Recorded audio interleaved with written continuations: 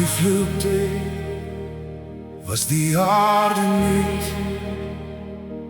Noag se seuns het wyd versprei. Nasies groei en stede verrys. Deur God se hand is mense gelei. Maar diep binne die hart van mens het trots weer begin regeer. Geen taal, geen stem, geen droom om aan die hemel te raak. Nie om God alleen te heer nie, maar hulle eie naam groot te maak. Ons bou 'n toren tot die hemel. Ons maak ons naam beroemd. Maar koninkryke gebou op trots sal voor God se oordeel breek en snoer. God het die nasies verstrooi oor die aarde wyd en ver. Geen toren staan vir ewig nie, net die naam van God, ons Heer.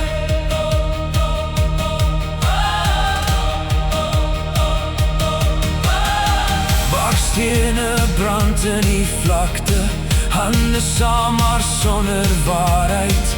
Die toren reik tot in die wolke, maar harte was ver van U af weg.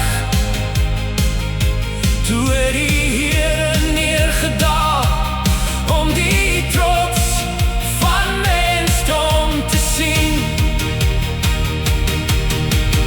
Tale breek in verwarring oop, stemme raak verdeeld.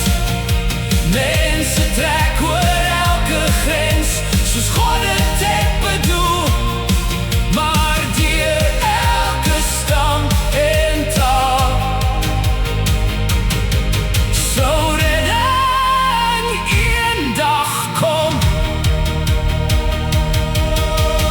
Jesus, koning van die nasies, U alleen verdien die troon. Nie ons mag of ons koninkryke, maar U heerlikheid alleen.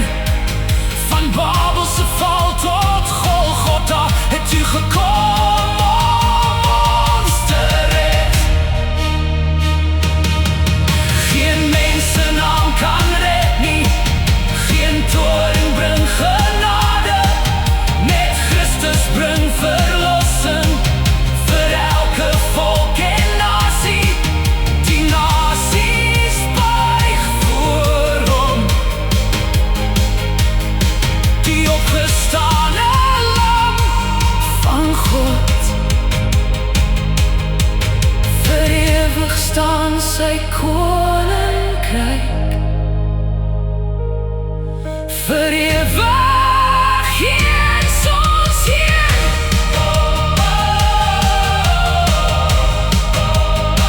Uit verstrooide tale het nasies gekom, maar eendag sal almal saam sing. Jesus Christus alleen is koning.